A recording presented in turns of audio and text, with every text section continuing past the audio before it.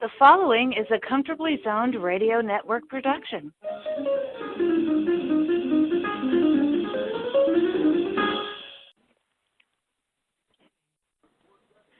Thank you, Tally Olson. We are back talking Jints when the Jints and the Bums walked the streets of New York along with the Yankees in the 1950s. I'm Ralph Tyko with the Comfortably Zoned Radio Network, and the two co-hosts are Alan Blumkin. Hello, Alan. Hello, everybody. And Noel Hynd. Mr. Hynd, how are you, sir? I'm okay, and you are too, I hope. And it's always a pleasure to be here. We've survived another week. Let's put it that way. Against all odds, yes. Right. At our ages, we're just happy. We strive for 3 out of 3 of us to still be here. We don't want anything less. You know, we won't settle. Statistics would look good, 66%. No, we want 100% of us to return each week for this. So thanks for doing it, guys. And I'll start off. How about that?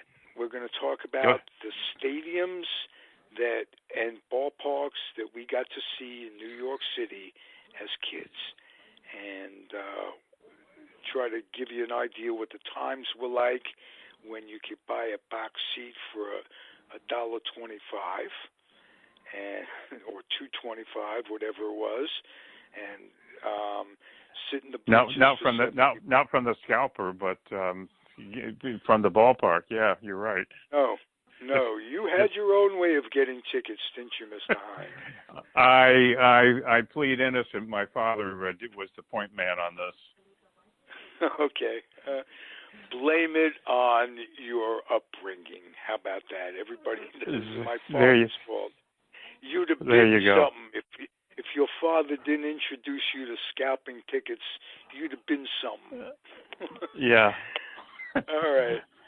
Well, let me start off in 1951. I was 5 years old, about to turn 5, and my grandfather and grandmother were taking care of me in those years. In the early years, my parents would travel around, mostly on business. My father was a diamond dealer, and he bought and sold goods. He bought them in Antwerp and in Belgium or in England, and spent half his time there. And my mother went with him a lot. This is before my brother was born, and my grandparents gladly in the Bronx took me in, and they were semi-retired. My grandfather was. And all he did was go to ball games. And I had to go along as a little kid. What child abuse it was. It was so great, my God. First we went to the Polo Grounds, and it was the year they called up Willie in 51. But I saw the Giants before they called up Willie, and I have memories of that. And memories of when he was called up, they reconfigured their team. They brought Bobby Thompson in to play third base. It was just to a kid, it was fascinating. I remember Stanky and Dark at shortstop, Whitey Lockman, and that great expansive outfield. And he said, I'm going to take you to all 3. Didn't say it that way, but he took me to all 3 stadiums. He took me in 51 to Yankee Stadium, and he was sure to point out that there's Joe DiMaggio playing center. It's his last year. You'll never see him again. Blah, blah, blah. He's the greatest this, the greatest that. And I remember looking out and seeing Joe DiMaggio just because he pointed it out. And we went to Ebbets Field, and his sister, my great aunt, lived across the street on Bedford Boulevard, and he said, "That's where Aunt Sonny lives. That's where Aunt Sonny lives." And it was a bandbox of a ballpark, but I could see clearly her apartment building, and I got to see all three stadiums before I turned 5. Not a bad childhood. I chose, you cut to the chase, I chose the Giants to be fans of. Every time I see that black and orange uniform, the caps with the orange bill and the NY, it's just like pornography in my memory. It was great, and that's my early experience. I'm going to turn the tables over a little bit to Mr. Alan Blumkin, and mine was quite a bit different. Okay. I started getting interested in 1951 when I started buying the cards. The Bowmans and those small, the red, blacks, blue back tops cards that they put out that year. And of course, I don't have any of them anymore, any of the real ones anymore. But and that's how I got into it. My parents couldn't care less. So the first ball game, I became a Yankee fan. I never got to Ebbets Field because I was only 14 when the Dodgers moved out. I got to the Polo Grounds once. My parents took me to my first game in September 1953, and the Yankees beat the Tigers 13-4. And this is so long ago. Ray Boone was playing third base for the Tigers, and Mantle had hit one into the center field bleachers off a title left-hander named Billy Heft. And just seeing the green, because in those days the TVs, they didn't have color television back then. Right. Just seeing the green and hearing Bob Shepard and all the rest of it.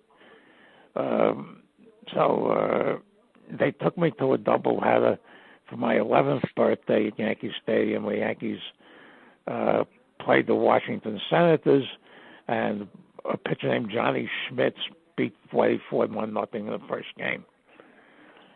And then the Yankees were on the road when my birthday came around the next year, so he took me to a Dodger-Giant game in the Polo Grounds. The only time I was ever there. And when we were sitting out in the right field stands, you couldn't see half the ballpark.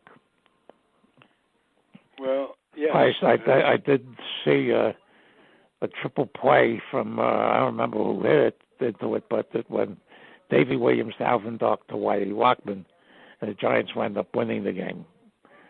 And I did go up to Yankee Stadium. After that, a friend of mine was living out in an area of Queens called Belrose, which was right before the Nassau County line.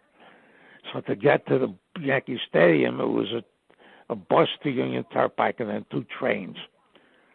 So I started going up there with a friend of mine, and we could only obviously go to day games and go to them before school started, because he was in camp somewhere and I was in camp somewhere for the July and August.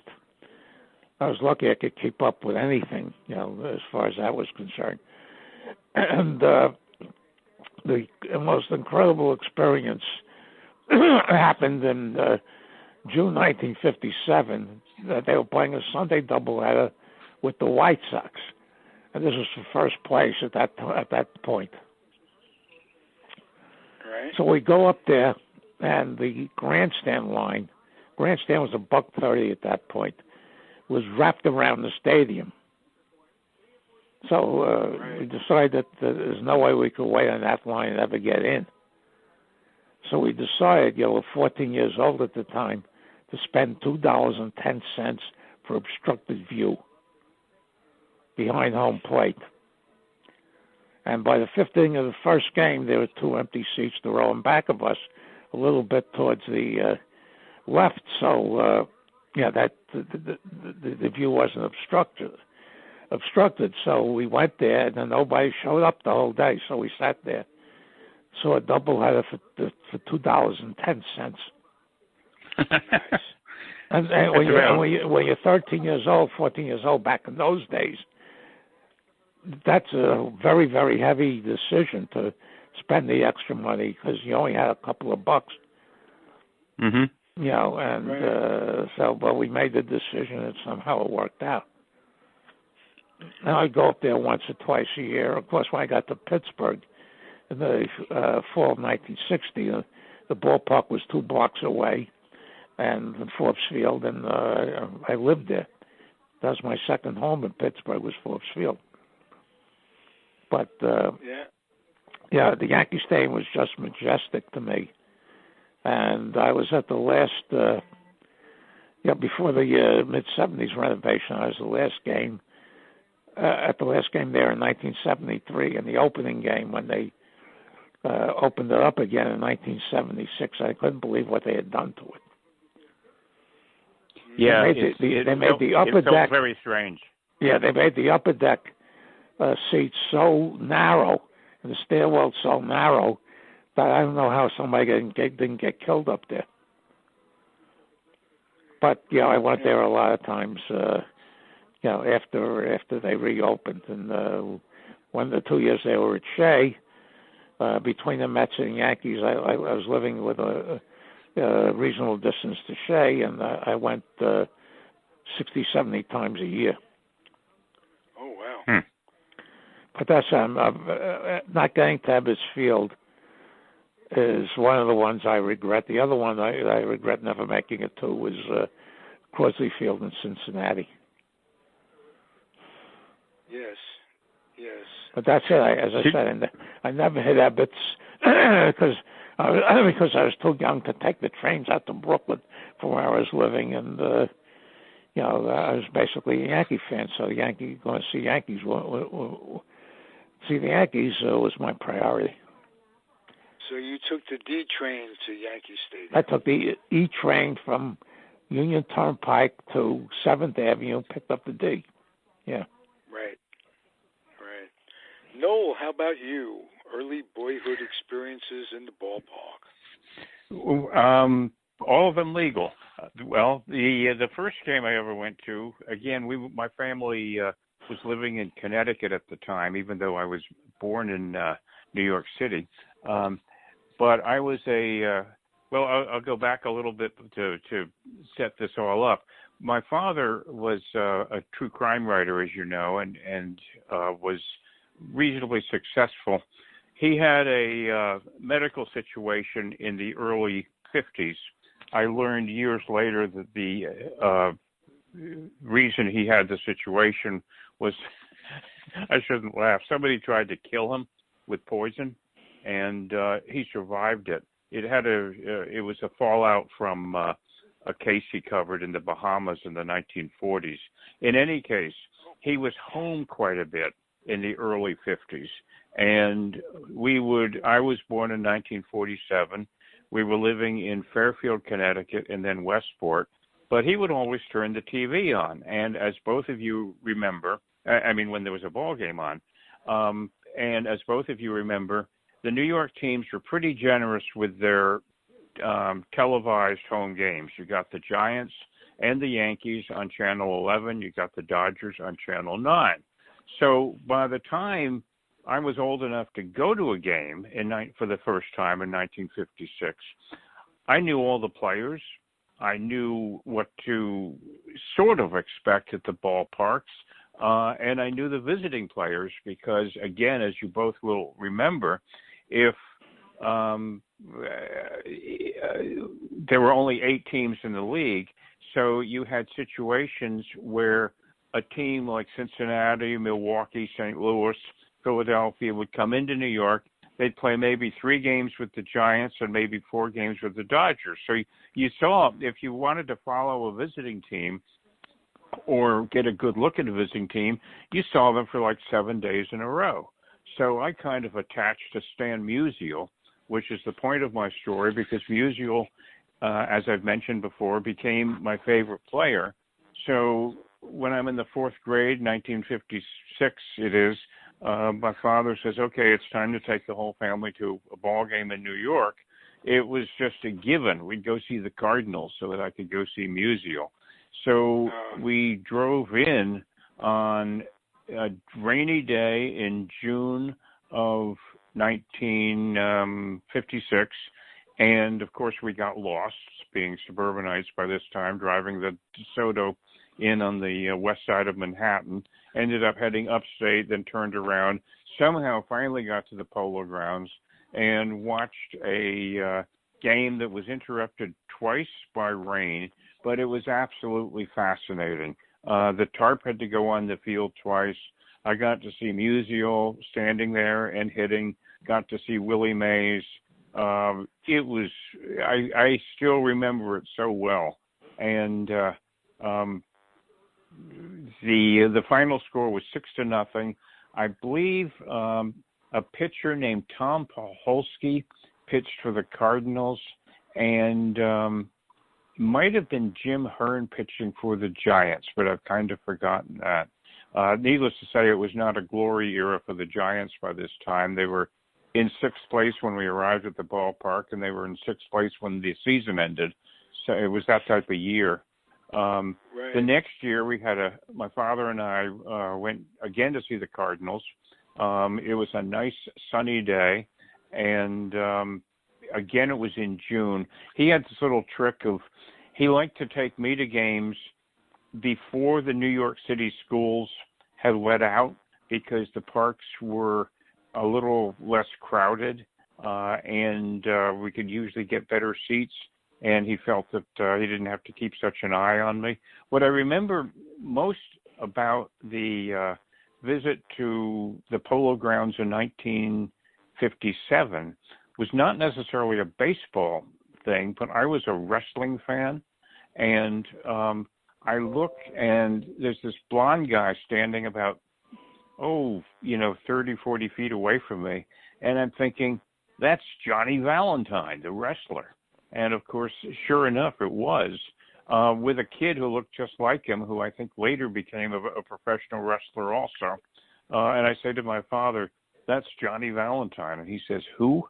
And I said, a wrestler. And he says, wrestling's not a sport, it's an exhibition. Well, yeah, okay. This is years before Vince McMahon.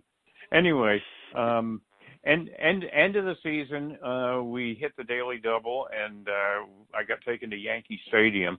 My first visit to Yankee Stadium was for Game 6 of the 1957 World Series against Milwaukee, and it was a hell of a game. I think it was a 2-1 Yankee victory, or 3-2. I think that was it.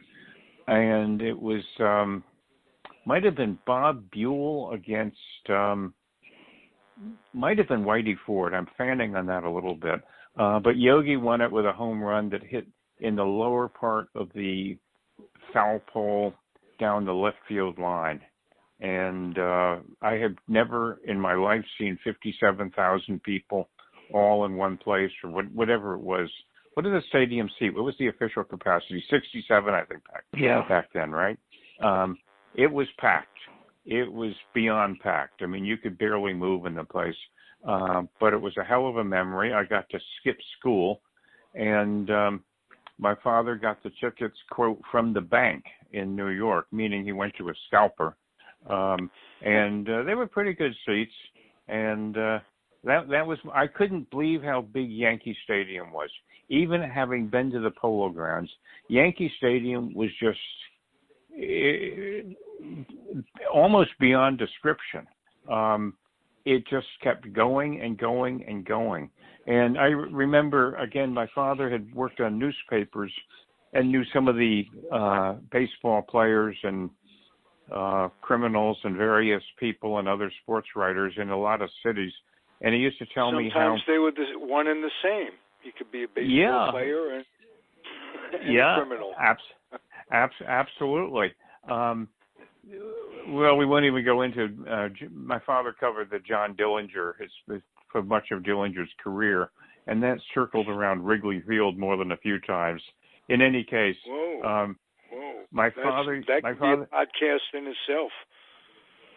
Yes, it could. Yes, it could be. In any case, my father used to tell me how one big advantage the Yankees often had against National League teams is the National League winners often had young guys, not from the East. They were from, as he said, the farms and the sticks, and they'd never seen the place. And they had been playing in a league that usually had about a typical stadium in the National League, the Polo Grounds being an exception, was a stadium that seated about 35,000 people. And you'd come into crowded, packed Yankee Stadium in October with the Yankee legend in the air of how invincible they were, and you'd be in this ballpark with 67,000 New Yorkers yelling at you. It was intimidating. My father always credited a little of that to the success that the Yankees had against a lot of National League teams in October. Even the Dodgers, they weren't used to playing in a place that big. The Polo Grounds, of course, was an exception, but many times it wasn't filled up. So there you go. Those are my earliest recollections of the actual visit to two of the three New York ballparks. You mentioned the 57 Yankees playing the Braves. Alan, how many Hall of Famers did Noel get to see in that? In that series, it was the Braves had Henry Aaron, Eddie Matthews, Warren Spahn, and Red Schoendienst. They gotten Red Schoendienst from the Giants at the trading deadline for a washed-up Bobby Thompson, Danny O'Connell, who was a second baseman who couldn't hit, and a pitcher named Ray Crone. And the Yankees had bid three: Berra, Ford, and Mantle. Maybe I don't know. I don't remember or not whether Reno Slaughter was there on that team. Rizzuto had retired. Slaughter, I think, was on that team. Yes. Yeah, he was, because I know he was there in 1956 because he had a critical home run in Game 3 of that series. And Rizzuto had, was let go in 1956. So it was. Slaughter had two stints with the Yankees, if I remember. I think he went to Kansas City. Yeah, he went before. He did one, and then he went to the A's for a year and a half, and then he came back. A lot of players didn't made that little trip. Bob Serve, for example, and the Clete Boyer and Ralph Perry were two of them. Cooks only went the one way. He and Sturvant only went the one way. These are guys I mentioned went there and came back to the Yankees. Yeah. Yes. The Yankees operate until Charlie Finley bought the A's. The Yankees operated them as basically a farm team. Yeah. I have a great story about Bob. Let me tell this real quick, and then I'll let you go, Noel, because it'll slip my mind. Casey Stengel, before a game, is sitting on the bench with Bob Serve, and they're just sitting and chatting, and Casey says, I've got a secret for you. He says, one of us has just been traded to Kansas City. That's how he told Serve that he was going. One of us is going to Kansas City, and he just looked away, and that was it. That was Casey Stengel. I told you that story a while back when Casey was managing the 62 Mets, and Gene Woodling went there.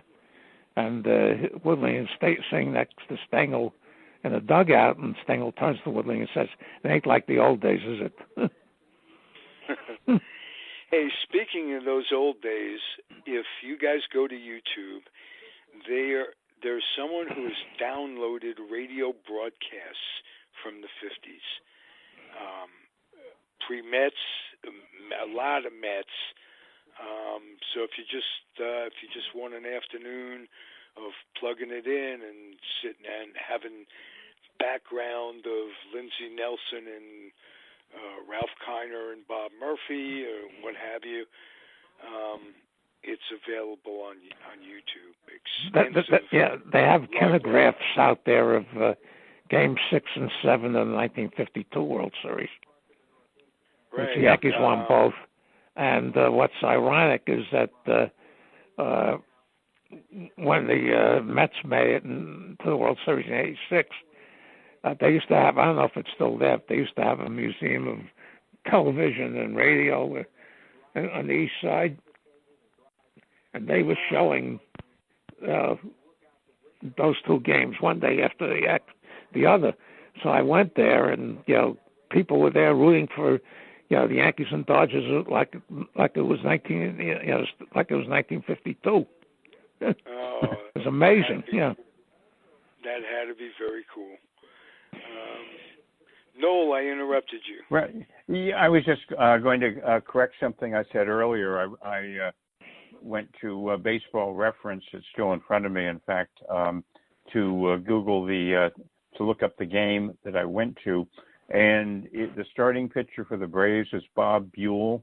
Bob Turley pitched for the Yankees, and Slaughter played in the game. And Mantle was not playing because he had an injury at the end of the year. He had shin splints. I don't think he played in Game 7 either. That, by the way, could have been a factor in the fact that the Braves won that World Series. You don't you play with the guys who are healthy, so you don't want to take anything away from Milwaukee, much less their only championship. Yeah, basically the same thing happened in 1955 because Mantle was hurt toward the end of that season. And in 1994 at the Sabre National in Arlington, they had a kinescope of Game 1 of 1955.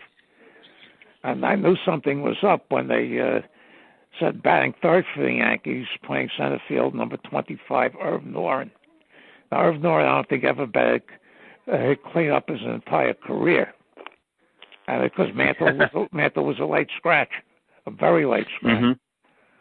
So they just put him in there without. They didn't have any time to juggle anything.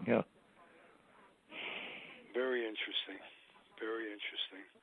I'm noticing also that Tony Kubek was in that game in 1957. Also. Yeah, his rookie year. Yeah.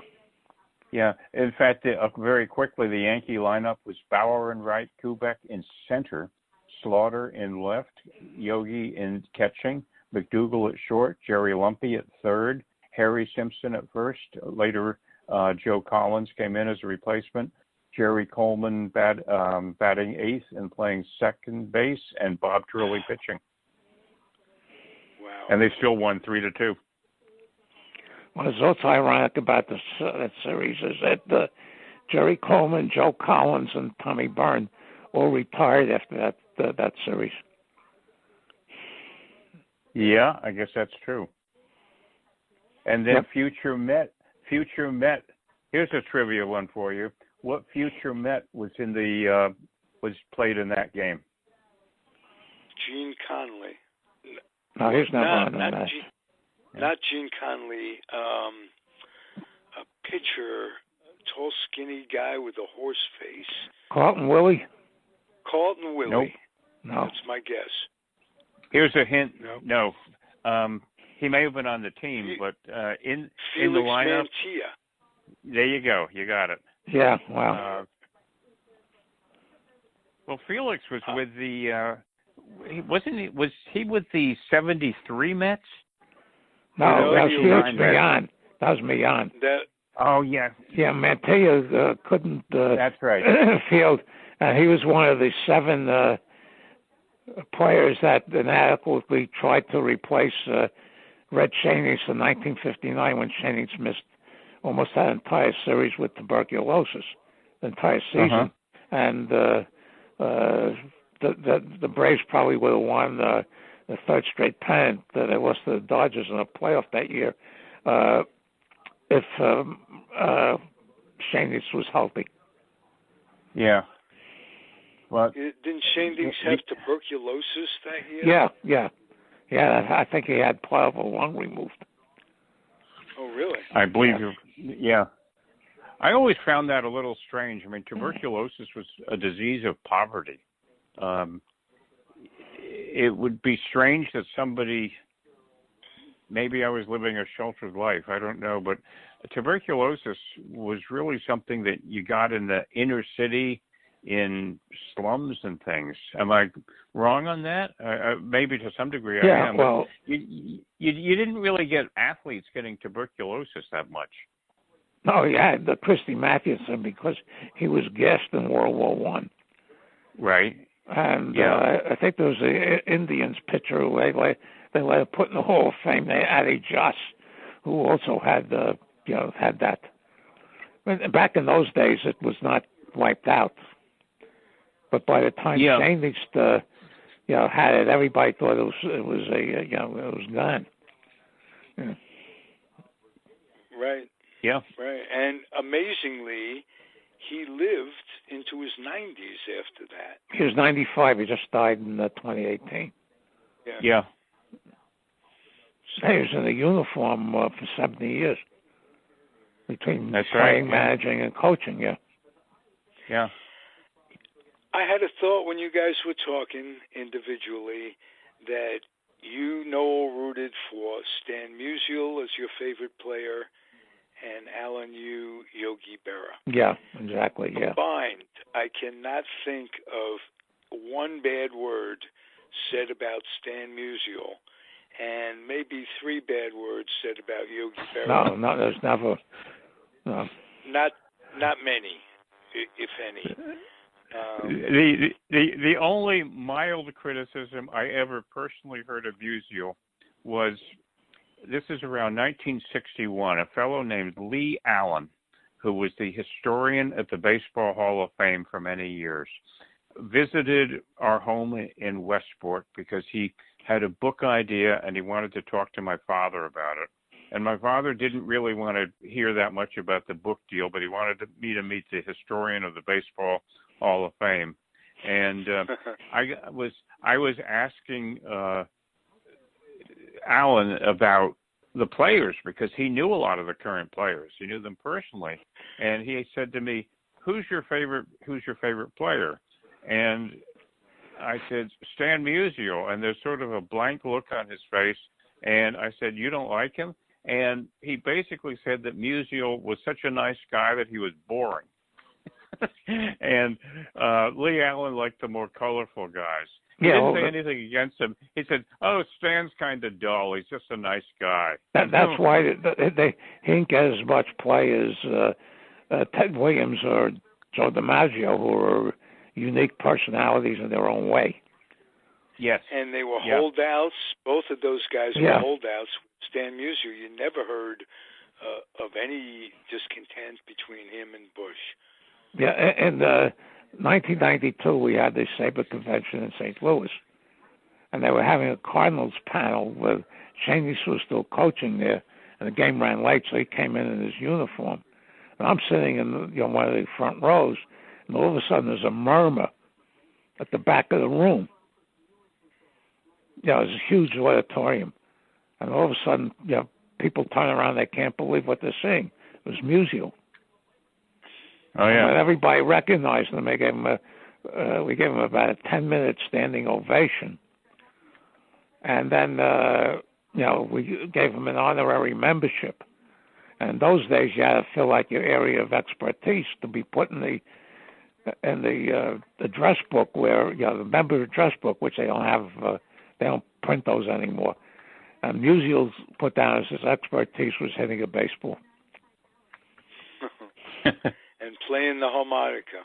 Yeah, well, in 1947, he had a great year in 46, his career year in 1948. In 47, he had what was for him below par, but about 95% of the players sold their arms. He played almost that entire season with a frozen appendix. Whoa. What was the expression that they used for Musial's batting stance? Corkscrew. It was. Oh, okay, yeah, okay. That was it. I once saw it described as looking like a little kid looking around the corner to see if the police were coming.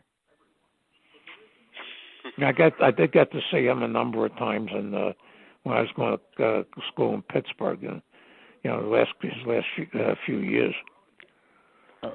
Stan parked a few over that right field roof, if I remember. Well, that wasn't done very often, though. I got a very funny story to tell you. Stan Musial was coming in to play the Cardinals, and my parents had house guests. They were people that my father grew up with this guy. He goes to South America, to Brazil, to live when my father emigrated here to escape the war. And he brings his family to visit our family in Queens. And his daughter was like junior Miss Brazil or something like that. This absolutely beautiful little girl. And he says, or they say, why don't you take the girl, whatever her name was, to the ball game to see, Stan Musial was playing. The Cardinals were in, Stan Musial was playing, and she didn't know much English, and I didn't know much Spanish.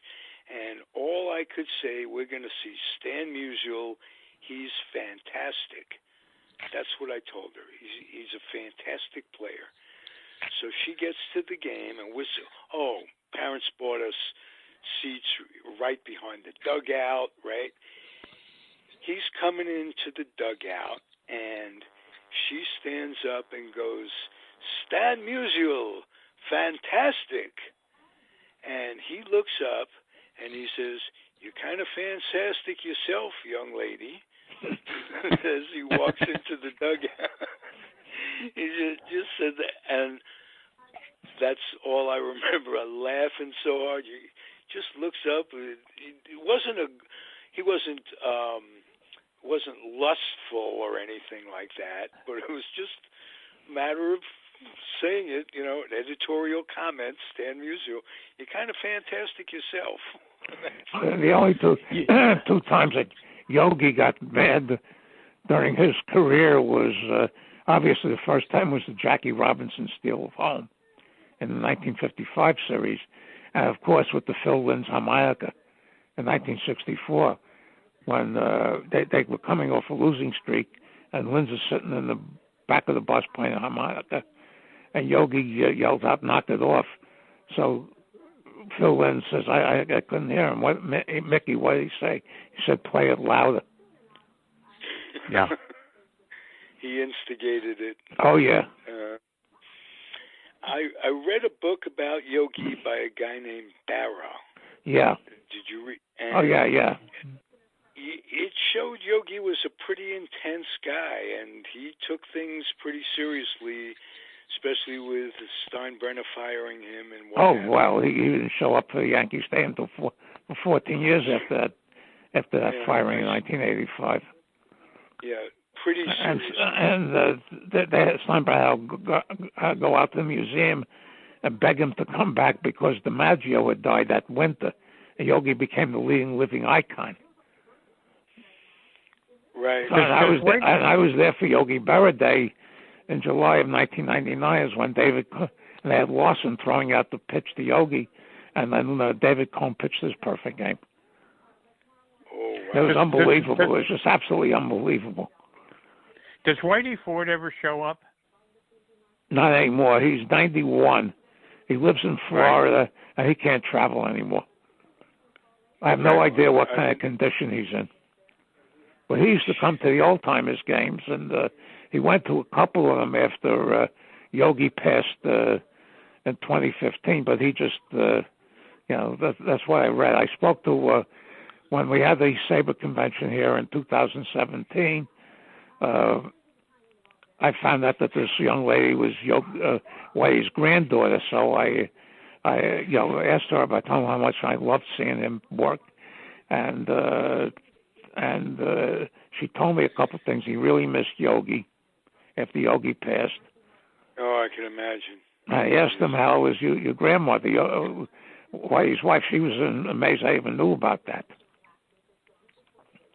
Oh, really? Yeah. But he's in Florida. He doesn't travel anymore. And from what I understand, he doesn't sign anything through the mail anymore either. Well, the passing of time. Oh, yeah. Yeah.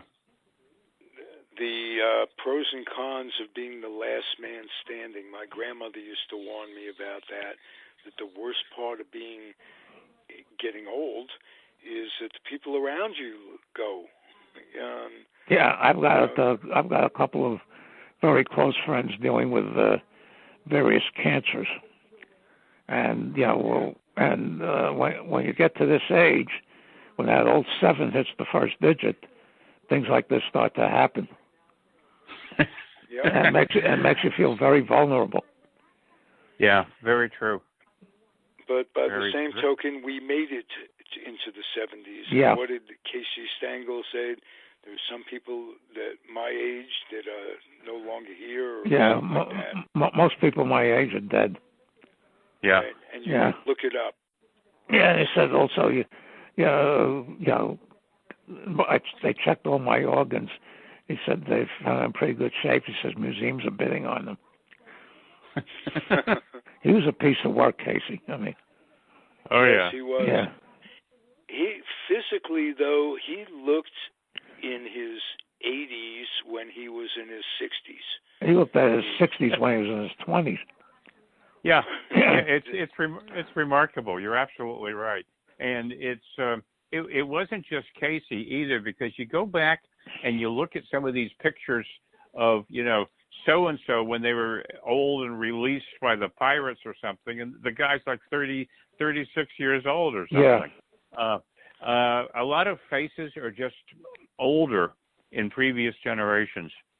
Sparky Anderson also looked a lot older than he actually was. Yeah, because of the white hair. White hair yeah. had a lot to do. His white hair had a lot to do with that. Just yeah. But the story when Stengel was leading Mantle around the outfield in Ebbets Field, when they were playing a game there in 1952 World Series, and Stengel was showing Mantle all these nooks and crannies, and Stengel turns to him and says, Mantle turns to Stengel and says, "You played here?" Yeah. And Stengel said to him, "This is where you think I was born 60?" Stengel didn't just play there. Of course, he hit the first World Series home run there. Yeah. And the funniest thing was, I think he established his reputation with the bird coming out, the dove coming out of his cap. And the old story when they were testifying before Congress, and Stengel wanted this whole ramble for about half an hour, going back to his days in Kankakee, where he first started playing professional baseball. And he finishes, and they call up Mantle to testify, and says, "Mr. Mantle, you have anything to say?" He says, "Yeah, my views are the same as Casey's." Yep. Everybody just cracked up at that. I remember. We have congressional hearings going on in their honor as we speak. No, not today. Oh, really? That was yesterday for 9 hours. Today, the Democrats just had like a half-hour press conference where they were announcing the charges that they're bringing Trump up on. And, of course, the Republicans are saying, how can there be impeachment when there's no crime? I mean, God, give me a break already. Whatsoever. They can't see anything possibly wrong. And some of these, I watch CNN, the interviews, they'll bring a Republican on and they'll try to give them the benefit of the doubt. And they'll say something like, can you see any good in what he did? Any wrong? He says, no, it's the procedure with the whole thing. They're not giving us enough witness time, or this, that, or the other thing. They have to support him. The son of a bitch has never been wrong about anything. He's never said he's sorry or apologized for anything. And he's never taken responsibility for anything since he was probably 2 years old. Okay. Any responsibility where it goes bad. And I said before, spit out of the candy store of life. I was telling people before the election in 2016, says, "What do you think of Trump?" I said, "The man has no bottom." Yeah, that's right. No bottom. And I didn't realize it was going to be this bad, but this deep. But I knew that he absolutely had no bottom. You know, I thought of him as I thought of Hillary as the lesser of two evils. So when he was elected, I wasn't afraid as I am now. I thought, well, it's going to be some good theater. Oof, not good theater, not fun to watch how a country potentially lose democracy.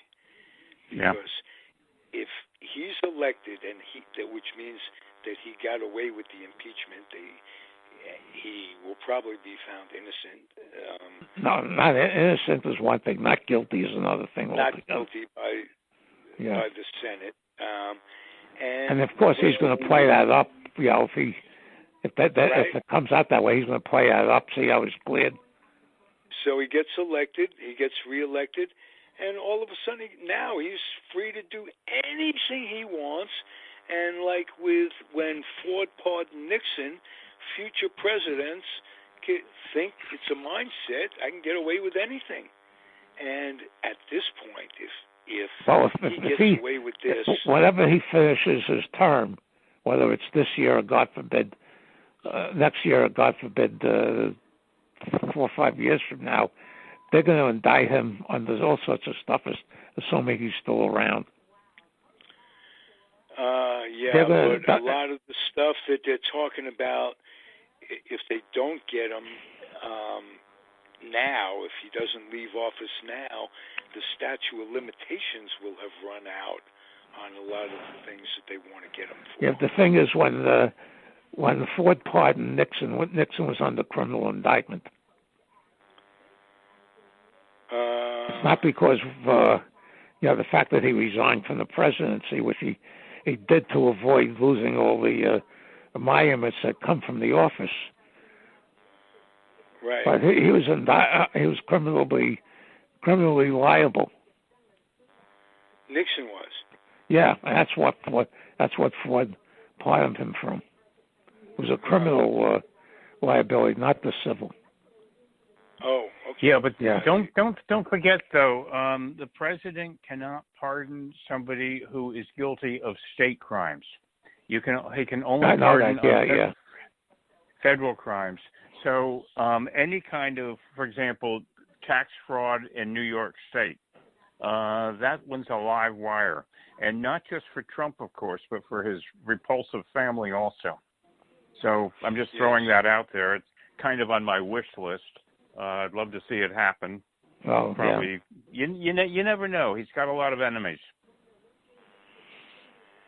Well, but what scares me is his base. Not his base in particular, but there are people out there. 41% of the people you meet on the bus or the subway are basically going to be Trump supporters. So what are we dealing with as a society that would allow that? It's not something had to give him permission. He's just taken advantage of it all, the way I look at it. As evil as he is, and he is evil.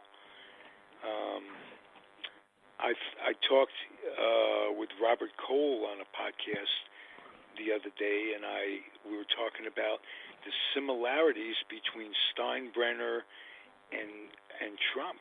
Yeah, except Stein, yeah. Amazingly similar in personality, in mindset. But George isn't running the country. Wasn't ever elected president. No, but he was convicted. Yeah, I know that. Yeah. Oh yes, and believe me, this Trump isn't running the country. There are other people making day-to-day decisions that keep us going. He can't be the one keeping it together, or we're really. Yeah, I know. Yeah. So. He wouldn't know how to. Exactly. No, he wouldn't. But, But don't misjudge his strategy with this impeachment thing. Bring it on, because if he isn't convicted, he's going to really use this as a... we all know that, yeah. You have to be an Einstein to figure that out. No, that's why I get to figure stuff out. Yeah. Anything out. Because all right, gentlemen, I got to go. Einstein and I qualify. Okay, gentlemen, I have to go. All right, guys. Okay. Terrific show. Okay. Yeah. Same next week, depending on Noel's schedule. Very good. I'll send you an IM and let you know what time will work. Okay, fine. Okay. Thank you. Bye-bye. Thank you for listening, everybody. Thank you, Noel Hynd, Alan Blumkin. I'm Ralph Tyko, the weak link of it all. It's the Comfortably Zoned Radio Network, and we'll be back. Thank you, gentlemen. Thank you.